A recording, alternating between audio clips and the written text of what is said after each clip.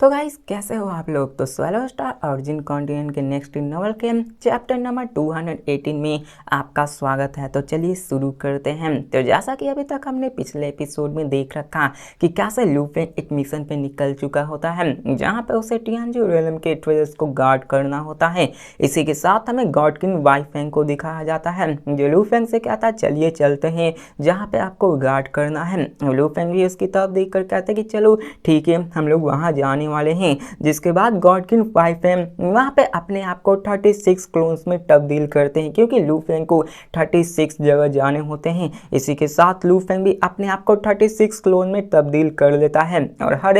एक क्लोन वाईफेंग के हर एक क्लोन के साथ निकल पड़ता है ताकि वो टियानजू रियलम के एंट्रेंस टावर के पास जा सके। और हमें बताया जाता है क्लोन्स के बारे में कि जैसे टाइम ऑरिजिन डॉ, स्पेस ऑरिजिन डॉ, लाइफ ऑरिजिन डॉ, इन्फिनाइट ऑरिजिन डॉ, इन सभी के पास अपने अपने क्लोन टेक्निक्स होते हैं लेकिन ये सभी अलग अलग तरीके से क्लोन्स को बनाते हैं। बताया जाता है कि इनमें टोटल 3 क्लोन्स होते हैं टाइमलाइन के अंदर जिनमें कि आप अपने मेन बॉडी को इंक्लूड कर सकते हैं। जैसा कि आपको पता है टाइमलाइन 3 तरीके के होते हैं, पास्ट, प्रेजेंट और फ्यूचर, लेकिन ये सभी उन तीनों टाइमलाइन में एग्जिस्ट कर सकते हैं। बात करें इनके क्लोन्स की तो इनके ऊपर अपनी सोल बॉडी इन सब के पास पीक स्ट्रेन रहती है जो कि एक ओरिजिनल बॉडी के पास रहती है, उसके ही हिस्से का वो बना हुआ होता है। ये सभी एग्जिस्ट कर सकती है। मतलब यहाँ पे टाइमलाइन का कॉन्सेप्ट बताया गया है जो कि क्लियरली तो ये नहीं बताया गया कि ये कहना क्या चाहता है, बस ऐसा ये समझा रहा है कि जो भी क्लोन्स होते हैं वो पास्ट, प्रेजेंट और फ्यूचर में एग्जिस्ट कर रहे होते हैं। जिसके कहने का ये मतलब हो सकता है कि वो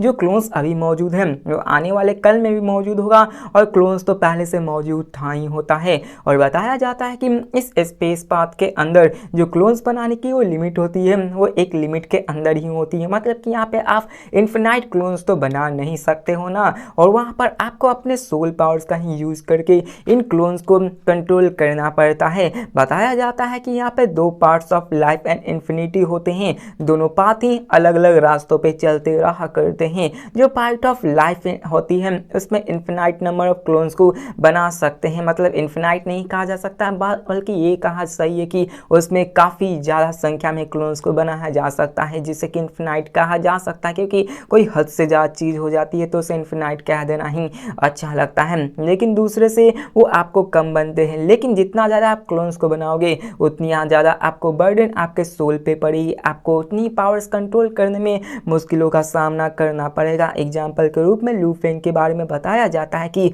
लूफेंग के पास सिर्फ एक ही पावरफुल सोल है, अगर उसको वो डिवाइड कर दे कई सोल्स में तो वो कमज़ोर होती जाएंगी। मतलब यहाँ पे एक सोल बहुत ही अच्छे से काम करेंगे, उसको 100 पार्ट्स में डिवाइड करेंगे तो वो और कमज़ोर हो जाएंगी, थाउजेंड्स में कर देंगे तो उसकी जो कंट्रोल मेंटल एबिलिटी होती है वो और कम हो जाएंगी। इसी कारण यहाँ पे ज़्यादा क्लोन्स बनाना भी बेवकूफ़ी होगी, क्योंकि जितना ज़्यादा आप उसको ब्रांच में तोड़ते जाओगे उतना ज़्यादा ही आप कमज़ोर होते जाओगे। इनफैक्ट देखा जाता है भले ही इन्फिनाइट आपको लग रही है लेकिन फिर भी ये इन्फिनाइट नहीं होती है। जिसके बाद बताया जाता कि और भी पार्ट्स होते हैं जैसे डिस्ट्रक्शन, एक्सट्रीम, काउजन इफेक्ट, मैटर और ऐसे कई सारे जो कि आपको क्लोन्स की आर्ट को कल्टीवेट कराने में मदद करते हैं। जैसे हमें बताया जाता है युवान के इल्यूजनरी क्लोन्स के बारे में जो कि ऑरिजिन कंटेंट में एक मीन के लिए एग्जिस्ट करता है, लेकिन बताया जाता है एक डॉ ऐसा भी होता है जो एग्जिस्ट नहीं करता, जो वॉइड रिलम डॉ होते हैं जो कि कह सकते हो ये वॉइड रिलम डॉ केज के बाहर एग्जिस्ट करता है। जैसे कि मैंने अभी अपने सेकंड चैनल वाले वीडियो में बता रखा है कि कितने कितने प्रकार के डॉ मौजूद होते हैं, अगर आपने नहीं देखा तो उसको देख लेना। तो यहाँ पे आगे बताया जाता है लूफेंग के बारे में कि लूफेंग ने इल्यूजन के यूनाइट का पार्ट चूज किया होता है जो कि असल में एक फ्यूजन पाथ होता है जिसमें कि उसे अपने वर्चुअल वर्ल्ड डॉ और साथ में वर्ल्ड डॉ को यूनिफाई कराना होता है, और ये पार्ट बहुत ही डिफिकल्ट होता है बाकी सारे रास्तों से जिसको कि लूफेंग अभी फिलहाल में कल्टिवेट कर रहा होता है। लूफेंग ने लाइफ एंड डिस्ट्रक्शन को ही अपनी फाउंडेशन बना ली होती है जिससे कि वो कंप्लीट डॉ को सीख सकता है, और इसी को लूफेंग हमेशा हर रोज कल्टीवेट किया करता था। जिसके बाद हमें गॉड किंग को दिखाया जाता है जो लूफेंग से कहते हैं ब्रदर लूहे तुम्हें यहीं पे गार्ड करना है और तुम्हें यहीं पे मौजूद रहना होगा। जिसके बाद वो उस एक टास्क को हैंड ओवर कर देते हैं और गॉड किंग वाईफेंग लूफेंग से कहते हैं कि जब तुम यहाँ पे गार्ड कर रहे होगे तो तुम हो सकता है थोड़ा गुस्सा भी हो जाओगे, लेकिन तुम्हें यहाँ पे पेशेंस रहना पड़ेगा, क्योंकि लूफेंग को यहाँ पे 1-2 साल नहीं बल्कि 1000 सेंचुरीज तक गार्ड करनी है, जो कि काफ़ी लंबा अरसा होता है। अब लू फेंग कहता है कि मैं समझता हूँ। जिसके बाद बताया जाता है कि टियानजू रेलम यहाँ का मोस्ट ट्रेजर लैंड कहा जाता है। यहाँ पे किंग ही मोस्टली गार्ड करता रहता है और नॉर्मली जो बंदे अंदर तक डीपर एरियाज में जा सकते हैं वो रैंकिंग हायर रैंकिंग के रॉयल फैमिलीज के ही बंदे हो सकते हैं, जहाँ पे उनके पास ह्यूआन मून ब्लड लाइन मौजूद होगी। और उनके पास ह्यूआन मून ब्लड लाइन मौजूद है तो उनकी जो टेम्पर होती है, उनकी आदतें होती हैं, वो तो बुरी रहती हैं। जिसके बाद डिवाइन किंग बाईफेंग वहाँ से चले जाते हैं और लू फेंग वहाँ पे खड़ा होकर देख ही रहा होता है। लू फेंग खुद से कहता है कि ऐसा लगता है कि गॉड किंग बाई और डिगजुआन ये दोनों लाइफ एंड डेथ फ्रेंड्स से जो कि यहाँ पर रह रहे हैं, लेकिन लगता है कि वो दोनों भी काफ़ी ज़्यादा सफ़र कर चुके हैं यहाँ पर गार्ड करते करते। आखिरकार एक इंसान अपनी पूरी लाइफ में गार्ड तो नहीं कर सकते हैं, लेकिन यहाँ पे गॉड किंग बायू वो यहाँ पे हमेशा से गार्डिंग करते आ रहे हैं, जो कि चुभता है क्योंकि आपको बहुत ही ज़्यादा घूमनी होती है। आप एक ही जगह तो बैठकर हमेशा के लिए अपनी पूरी ज़िंदगी गुजार नहीं सकते हैं। जिसके बाद दिखाया जाता है कि यहाँ पे जितने भी गेस्ट मिनिस्टर मौजूद होते हैं second level of God king के, वो अरे गहरे बंदे नहीं होते। सबकी पावर्स कह सकते हो तो काफ़ी ज़्यादा होती हैं, भले लू फेंग जितनी ना हो, लेकिन उन सबकी पावर काबिल तारीफ होती है क्योंकि उन सबको यहाँ पे गार्ड करने के लिए बुलाया जाता है। आफ्टर ऑल देखा जाए तो रॉयल फैमिली यानफिंग एंशिएंट किंगडम के पास काफ़ी ज़्यादा ट्रेस है, तो वो उन सबको काफ़ी स्ट्रॉन्ग बना सकते हैं। और उन सबके पास जो स्ट्रेंथ होती है, अगर बात की जाए डिवाइन किंग बाईफेंग की, तो उनकी पावर टियानडू और एम्पर ग्यूजी के बराबर कह सकते हो, जो ऑफ कोर्स यहाँ बहुत ही फेमस है। लेकिन बाहर के आंखों के सामने देखा जाए तो उनकी पावर्स उतनी भी नहीं होती हैं। लू फेंग अभी यहाँ पे अच्छे से जानता था कि उसकी औकात यहाँ पे क्या है, उसकी पावर्स इन सब के सामने कितनी ही ज़्यादा होती है। बताया जाता है कि लू फेंग जब अपने first level of God king में था तो लॉर्ड ऑफ फूड किंगडम के साथ कम्पिटिट कर सकता है, और जबकि वहाँ पे अब सेकेंड लेवल में आ चुका है तो उसके क्लोन्स ही काफ़ी हैं गॉड किंग बाईफिंग और एम्पर ग्यूजी का सामना करने के लिए। मतलब कि उसे अपनी ओरिजिनल बॉडी कभी लाने की ज़रूरत नहीं होगी, उसके क्लोन्स ही अभी सेकेंड लेवल्स को संभाल लेंगे और मेन बॉडी आगे वो तो अल्टीमेट लेवल वाले बंदे तक को टक्कर देने के लिए मौजूद हो जाएगी। जिसके बाद देखा जाता है लू फेंग को, जो कि यहाँ पे अपने ग्रोथ पे आगे कंटिन्यू करता है। और में ये भी बताया जाता है कि लू फेंग के इस तरह से सडन ग्रोथ और इतने फास्ट ग्रोथ की वजह से जितने भी एम्प्रेस और मोनार्चेस होते हैं सब लोग लू फेंग पे अटेंशन देना शुरू हो गए होते हैं। इसी कारण तो डियान डेक्सी और डीवू लू फेंग को टारगेट कर देते ताकि उसके गेस्ट पोजीशन से उससे हटा दिया जाए, ताकि उसे डीचू के द्वारा उतना ज़्यादा प्रोटेक्शन ना मिल सके। यहाँ पे इसी कारण तो सब लोग ऐसा कर रहे थे। और लू फेंग की जबकि उससे दुश्मनी हो चुकी है तो लू फेंग आगे उससे जाकर बदला तो लेने ही वाला होता है। अब लू फेंग भी इसी अपॉर्चुनिटीज़ के अंदर था और लू फेंग क्या था कि लेकिन फिर भी मुझे टास्क को कंप्लीट करने के लिए यहाँ पे टियानजू रेलम में आकर गार्ड करना ही पड़ा। और बताया जाता है कि जो ग्रेटेस्ट पावर अभी ग्रेटेस्ट जो करेंटली रूलिंग पावर होती है, जो एम्पर होते हैं उनके पास सबसे ज़्यादा पावर होती है, इसलिए तो डियान कुछ नहीं कर पाया होता। एम्पर फू उसे टास्क दे चुके होते हैं। अब ये सब लू फेंग सोच ही रहा होता कि साथ में वो वहाँ के फॉर्मेशन डिस्क के पास चला जाता है, जिससे कि वो वहाँ के सारे फॉर्मेशंस को कंट्रोल करके वहाँ के जगह को गार्ड कर सकता है। और बताया जाता है कि जैसे वो डिस्क को कंट्रोल करता है वहाँ पे सडनली टेरिफाइंग फॉर्मेशन बढ़ने लगती बिछने लगती है, जिसकी पावर काफ़ी ज़्यादा होती है। और टोटल में 36 एक्सिलरी फॉर्मेशंस होती हैं, जिसके बीच में एक सेंट्रल कोर फॉर्मेशन होती है जिसे कि मेनली डिगजुआन ही कंट्रोल किया करते हैं। और लू फेंग ये फील कर पाया था कि कैसे वो उस सारे फॉर्मेशंस को पावर को चैनलाइज कर सकता है, उससे अटैक कर सकता है, वहाँ के लोगों को गार्ड कर सकता है। लू फेंग कंफर्म करता है कि जिस हिसाब की उस फॉर्मेशन की पावर होती है वो उस पावर से आराम से ग्यूजी एम्पर और साथ में वोजिन गॉड किंग को सप्रेस कर सकता है। मतलब वो पावर की फॉर्मेशन की पावर काफ़ी ज़्यादा होती है। और बताया जाता है यानफिंग एंशिएंट किंगडम्स के फॉर्मेशन के बारे में, जो कि फर्स्ट ट्रेजर लैंड के अंदर थी,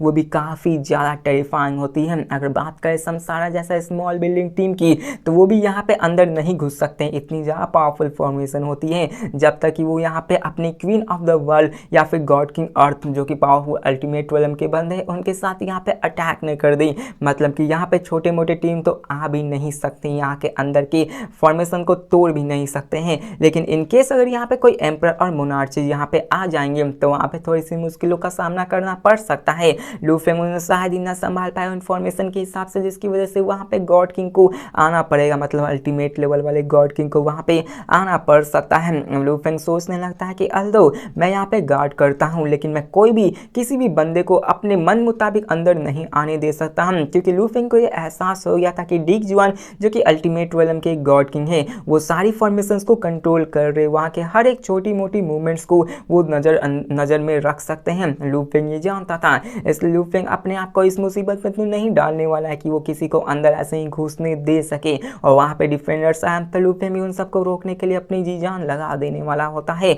और बताया जाता है कि जबकि मेरे पास एक अल्टीमेट लेवल वाले गॉड किंग से तो मुझे डरना क्या है, यहाँ पे मुझे तो बस गाड़ी करना है। लूफिंग बड़े ही मजे में होता है, लेकिन उसे पता होता है कि यहाँ पे अटैक्स तो हो ही सकते हैं। लूफिंग अपने माइंड में सब चीज सोचने लगता है और कहता है कि अभी के मुताबिक जो मुझे इन्फॉर्मेशन मास्टर से मिली है, टियानजू वर्ल्ड एक बहुत ही बड़ा अपॉर्चुनिटी है जहाँ पे मैं 36 टियानजू के अंदर ट्रेजर्स को ढूंढ सकता हूँ, ताकि मैं यहाँ पे क्लोन्स को एग्जिस्ट करके वहाँ पे आउटर रिलेस में जाके एक्सप्लोर कर सकता हूँ। जबकि वो एक गेस्ट मेंबर है तो वो इनर एरिया में तो नहीं जा सकता है, लेकिन लूफिंग ये भी जानता था कि आउटर एरियाज में ही काफ़ी ज़्यादा ट्रेजर्स मौजूद हैं जो कि उसके लिए काफ़ी ज़्यादा पावरफुल साबित हो सकते हैं। जिसके बाद दिखाया जाता है कि वो अंदर जाके उन पिलर्स की तरफ देखने लगता है। जहाँ पे वो उन पिलर्स की तरफ देखता है तो वहाँ पे वो एक बंदे को देखता है जो कि अपने पर्पल आर्मर को पहने हुए था। लूफिंग उसको देखते ही पहचान जाता है कि ये कोई और नहीं डेमन किंग यान युआन होते हैं, और डेमन किंग यान युआन असल में टॉप 3 मोस्ट पावरफुल बंदे में से एक होते हैं इस कैंगिंग गॉड किंग्स जो कि ठंडा एंशिएंट किंगडम्स में आते हैं। अब उस बंदे ने भी पाथ ऑफ डिस्ट्रक्शन को कल्टीवेट किया होता है और साथ में ह्यूमन ब्लडलाइन को भी कल्टीवेट किया होता है, जिसके कारण उसकी जो स्ट्रेंथ होती है वो काफ़ी टेरिफाइंग होती है, और वो हेवनली ठंडा एंशिएंट किंगडम्स में काफ़ी ज़्यादा पावरफुल मास्टर भी होते हैं। अब गॉड किंग यान युआन भी लूफेंग की तरफ देखने लगते हैं, वो भी लूफेंग को देखकर स्माइल करते हुए कहते हैं गॉड किंग लू है। अब बताया जाता है भले ही वो गॉड किंग यान वो एक एरोगेंट बंदा होता है, लेकिन वो भी लूफेंग की पावर्स को अच्छे से जानता है कि कितनी उसकी टेरिफाइंग पावर है, क्योंकि उसने भी ऐसे सारे रूमर्स से सुन चुका था कि कैसे उसकी पावर्स गॉड किंग लूहे की पावर्स इतनी जल्दी बढ़ चुकी होती हैं। अब लूफेंग भी उसकी तरफ हामी भरता रहता है डेमन किंग यान वाओ, और वो उसकी तरफ देखने लगता है, जिसके बाद लूफेंग उसी सारे टावर्स की तरफ देखने लगता है जो कि टोटल 36 टावर्स होते हैं, जिसे कि लूफेंग कंट्रोल करके वहाँ पे फॉर्मेशन को चैनल कर सकता है। अब उन टावर्स के अंदर भी सीक्रेट पैटर्न्स मौजूद थे और लूफिंग उन सबको देख रहा होता है, और तभी दिखाया जाता है एक धमाका होता है, मतलब वो रियल वाले धमाके नहीं होते हैं। लूफिंग उन सारे सीक्रेट पैटर्न्स को देख रहा होता है तो वहाँ पे उसे कुछ ना कुछ समझने लगता है। वहाँ पे उसे एक इनलेस ह्यूज एक्स दिखता है जो कि इतना बड़ा था कि लूफिंग उसके सामने वाले हिस्से को मतलब कंप्लीटली देख भी नहीं पाता। पता चलता है कि उस पर जितने भी फॉर्मेशंस होते हैं वो सभी काफ़ी ज़्यादा पावरफुल होते हैं, और लूफिंग उन सबको समझ पा रहा होता है, और ये देखकर तो लूफिंग भी शॉक हो चुका होता है। अब लूफिंग वहीं पर रुककर कुछ दिनों तक उन सारे फॉर्मेशंस को लिखे हुए जितने भी स्क्रिप्चर्स और जो भी फॉर्मेशन हो से इंक्रिप्शन उन सबको पढ़ने लगता है। लूफिंग सोचने लगता है कि इन सब के ऊपर से कॉन्सेप्शन जो एक्स पे लगी हुई है वो काफ़ी ज़्यादा पावरफुल है। ऐसा लगता है कि इनमें के ऊपर जो चार्म्स लगे हुए हैं वो स्टार टावर के ही सिमिलर से, मतलब स्टार टावर में जो ब्लडी स्केल्स थे वो इससे मैच कर रहे होते हैं, और साथ में जो सीक्रेट पैटर्न्स भी होते हैं वो काफ़ी ज़्यादा होते हैं, लेकिन स्टार टावर से ज़्यादा डिटेल नहीं होते हैं। अब इसको अगर आपको देखना है, मतलब इसके ऊपर के लगे हुए सीक्रेट पैटर्न्स को देखना है, तो फिर भी आपको इसके लिए गॉड किंग के अल्टीमेट लेवल की विल पावर की जरूरत होगी, वरना तो आप इसके ऊपर के सीक्रेट पैटर्न्स को देख भी नहीं सकते। और लूफिंग उन्हीं सारे सीक्रेट पैटर्न्स को देखने लगता है जहाँ पे उसे ये पता चलता है कि उस पर टोटल 3600 सर्किट पैटर्न्स बने हुए हैं जो कि एक मैप की तरह बना रहे होते हैं, और ये सीक्रेट पैटर्न्स किसी स्टार टावर की सिंपलर मेथड की तरह ही लग रहे होते हैं जो कि रेड स्केल्स में मौजूद होते हैं, जिसको कि लूफिंग बड़ी आसानी से देख पा रहा होता है। और normally second level of God king के बंदे इस टियानजू के फॉर्मेशंस को देख सकते हैं। लूफिंग उस एक्स को और भी गहराई से देखने लगता है जहाँ पे उसे महसूस होता है कि ये एक्स पाथ ऑफ डिस्ट्रक्शन को फॉलो करता है और साथ में डॉ ऑफ डिस्ट्रक्शन को भी फॉलो करता है। और लूफिंग कहता है कि मुझे इन सबको सीखना होगा, लेकिन अभी के फिलहाल मुझे फ्यूचर में के लिए इसको छोड़ना होगा। लूफिंग ज़्यादा जल्दबाजी नहीं करता क्योंकि लूफिंग के पास अभी काफ़ी ज़्यादा टाइम होता है, उसे 1000th सेंचुरी तक यहीं रुकना है, तो वो उन सारे फॉर्मेशंस पर लगे हुए सीक्रेट पैटर्न्स को इन सारे समय में तो पढ़ ही लेगा, जिसके बाद उसका मेन फोकस अभी होता है 24 फेजेस ऑफ लाइफ फॉर्म, जिसको कि वो सीखना चाहता है, जिससे कि वो अपने आप के वर्ल्ड लाइफ फॉर्म्स को ब्रेक थ्रू करा सकता है, जिसके कारण उसकी पावर्स और भी बढ़ सकती हैं। और यहाँ पे यह सीक्रेट पैटर्न्स तो काफ़ी ज़्यादा सिंपल होती है, जिससे कि वो अपने डॉ को कंप्रीहेंड कर सकता है। अब बताया जाता है कि यहाँ पर आखिरकार क्यों नहीं इन बंदों को लाया जाता है, क्योंकि जैसा कि लूफिंग आकर इन सारे सीक्रेट पैटर्न्स को देख पा रहा होता है, अगर यहाँ पे ऐसे ही नॉर्मली बंदे को लाकर रख दिया जाए तो भी यहाँ के के सीक्रेट पैटर्न्स को देखकर खुद को पावरफुल बना सकता है, इसलिए यहाँ पे कोई भी इतनी आसानी से आ जा तो नहीं सकता। लू फेंग 36 हेवनली पिलर्स को एक एक करके देखने लगता है, उन सारे सीक्रेट पैटर्न्स को एब्जॉर्ब करने लगता है। लू फेंग की माइंड एंड विल पावर से उन सभी को आसानी से देख पा रहा होता है, जिसके बाद वो महसूस करता है कि उसके अंदर जो पावर्स है वो खत्म ही नहीं होगी। उसके अंदर एक स्ट्रेंज क्यूब है, एक फ्लेमिंग लोटस है और यहाँ पे एक अलग अलग ही नज़ारे लू फेंग को देखने लगते हैं, मतलब एक आर्टिस्टिक कॉम्पोजिशन जहाँ पे अलग अलग चीज़ें दिख रही होती है लू फेंग को, जैसे कि यूनिवर्स में डिस्ट्रॉय होता हुआ एक ब्लैक होल या फिर तारा या फिर कुछ और भी कह सकते हो, जिससे कि कोई भी डॉ को समझ सकता है। और लू फेंग सोचने लगता है कि मैंने सुना है कि जब भी कोई बंदा अपने कंप्लीट डॉ को एनालाइज कर लेता है, उसको रियलाइज कर लेता है, तो आगे कोई भी डॉ नहीं बचती और उसे आपको अंधेरे में जाके एक्सप्लोर करना होगा। मतलब ये समझ लो, अगर आपने हर एक चीज़ सीख ली है तो बचा ही क्या, और बचा ही नहीं कुछ, तो आप सीखने के लिए क्या ही करोगे। तो सीखने के लिए पहले सबसे आपको तो अंधकार में जाकर अपनी आंखों को बंद करके चारों तरफ महसूस करना पड़ेगा, तभी आपको वहाँ पे कुछ झलक दिखेगी, फिर ही आप आगे सीख सकते हो। और बताया जाता है कि ये 36 हेवनली पिलर्स एक लैंप की तरह काम कर रहे होते हैं, जो कि डार्कनेस में एक लैंप होते हैं ना, जैसा कि मैंने अभी बताया वैसे ही काम कर रहे होते हैं, जो कि आपको डॉ को सीखने में डायरेक्शन में गाइडिंग कर सकते हैं, उसको आपको सिखा सकते हैं, एक गाइड के रूप में काम कर सकते हैं। लू फेंग उन सबको समझने लगता है और वो कहता है तारीफ करते हुए कि सीनियर युवान, आपके इंटेंशंस तो काफ़ी ज़्यादा अच्छे हैं कि आपने इन सब के ऊपर ऐसे फॉर्मेशंस को बिछा दिया है ताकि हम जैसे लोअर कल्टीवेटर वाले बंदे भी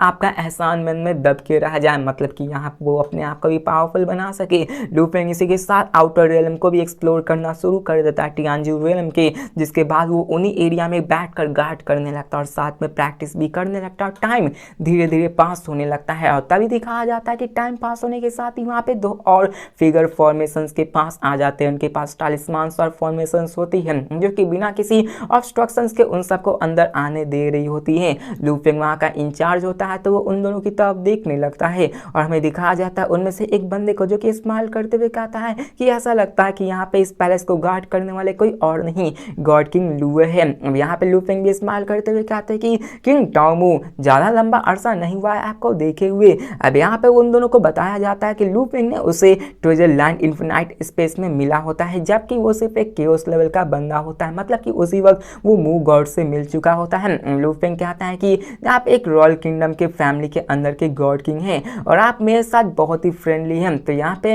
ये बहुत ही रेयर होता है, क्योंकि यहाँ पे आपने देखा है कि कैसे यानफिंग एंशिएंट किंगडम का ऑलरेडी लू फेंग के मास्टर के साथ दुश्मनी चल रहा है, जबकि ये गॉड किंग लू फेंग के साथ इतने अच्छे से बिहेव कर रहा है, तो लू फेंग को भी असमंजस में डालना पड़ रहा होता है। अब यहाँ पे गॉड किंग लू से वो बात करते हुए कहता है, गॉड किंग टियानमुखी, हम लोग का डेस्टिनेशन है मिलना, हम इसलिए मिल पाए हैं। और वो उससे बात करने लगता है और कहता है कि जब मैं आपसे पहली दफ़ा मिला था तो तुम सिर्फ एक केओस वेलम के बंदे ही थे, लेकिन अभी देखो मैं यहाँ पे सिर्फ फर्स्ट लेवल का गॉड किंग ही था, मतलब तुम उस वक्त केओस वेलम में बंदे थे और मैं फर्स्ट किंग का था, लेकिन अभी देखो तुम यहाँ पे सेकेंड लेवल गॉड किंग बन चुके हो, लेकिन मैं फिर भी फर्स्ट लेवल गॉड किंग में ही अटका हुआ हूँ, जिसके कारण हेवनली मूव गॉड काफ़ी ज़्यादा सैड होते हैं, क्योंकि उसके पास लू फेंग से ज़्यादा अच्छे रिसोर्सेज होते हैं, उसे और भी प्रीशियस रिसोर्सेज मिला करते थे। उसके पास फर्स्ट लेवल गॉड किंग की कल्टीवेशन थी और साथ में ह्यूमन ब्लड लाइन को भी कल्टीवेट किया करता था। उसे काफ़ी ज़्यादा डिले ख्वाहिश थी कि वो second level of God king में चला जाए, लेकिन वो उसमें कंप्लीटली स्टक हो चुका था फर्स्ट लेवल में ही। जिसके बाद दूसरा जो गॉड किंग होता है वो जिससे कहता है टियानमू, चलो हमें यहाँ से चलना होगा, जिसके कारण वो वहाँ से निकल पड़ते हैं और वो लू फेंग देखता रहता है। ब्लिंक ऑफ आई में दिखाया जाता है कि लू फेंग को टियानजू रियलम को गार्ड करते करते 27 सेंचुरी हो चुके होते हैं और इन पीरियड के दौरान में 2 रॉयल गॉड्स भी आए हुए होते हैं एंशिएंट किंगडम्स के अंदर, साथ में 3 रॉयल गॉड किंग भी थंडर एंशिएंट किंगडम्स के इसके अंदर आए हुए होते हैं, मतलब कि वो सब आउटर नहीं इनर रॉयल्स को एक्सप्लोर करने के लिए आए हुए होते हैं। और लू फेंग वहाँ के थंडर एंशिएंट किंगडम्स के गॉड किंग्स को देखकर ये महसूस कर पा रहा था कि वो बंदे कोई भी लू फेंग को भाव ही नहीं दे रहे होते, वो बस आकर एंट्री करते हैं। लू फेंग सीक्रेटली कहता है कि मैंने सच में सुना था कि रॉयल गॉड्स और गॉड किंगडम्स होते हैं थंडर एंशिएंट किंगडम्स के, वो ह्यूमन ब्लड लाइन को कल्टीवेट करते हैं और वो नॉन रॉयल बंदे को एक स्लेव की तरह ट्रीट करते हैं, मतलब यहाँ भी स्लेवरी का कॉन्सेप्ट चल रहा है। लेकिन यार लू फेंग के सामने उनकी तो कोई नहीं चलने वाली है, लू फेंग के सामने अल्टीमेट रोल वाली वो बंदी आ गई रॉयल फैमिलीज के, तो उन सबके साथ भी लड़ जाएगा। अब लू फेंग कहता है यानफिंग एंशिएंट किंगडम्स के साथ कंपेयर किया जाए तो थंडर एंशिएंट किंगडम थोड़ा सा बेहतर किया जा लगता है लूफेंग ने इनसाइड 27 सेंचुरीज में इन सबको रियलाइज कर लिया था कि कौन बंदा उसके साथ अच्छा से पेश आ रहा है। टाइम बीतने लगता है और दिखाया जाता है फाइनली वो कहता है ये हो चुका है, मतलब कि लूफेंग जिस चीज़ को कल्टीवेट कर रहा था जो होता है 24 लाइफ फॉर्म्स वो कंप्लीट हो चुका होता है। लूफेंग के जितने भी क्लोन्स होते हैं जो कि इन्फिनाइट स्पेस, ड्रीम रियलम, टियानजू वर्ल्ड, होम टाउन सिटी ये सभी में होते हैं, वो स्माइल पास करने लगते हैं। तो इसी के साथ हमारा ये एपिसोड खत्म होता है। तो मिलते हैं नेक्स्ट वीडियो में और देखते हैं कि आगे क्या होने वाला है, लूफेंग अपने आप को कैसे वहाँ पे ढाल पाता है। मिलते हैं नेक्स्ट वीडियो में, तब तक के लिए बाय।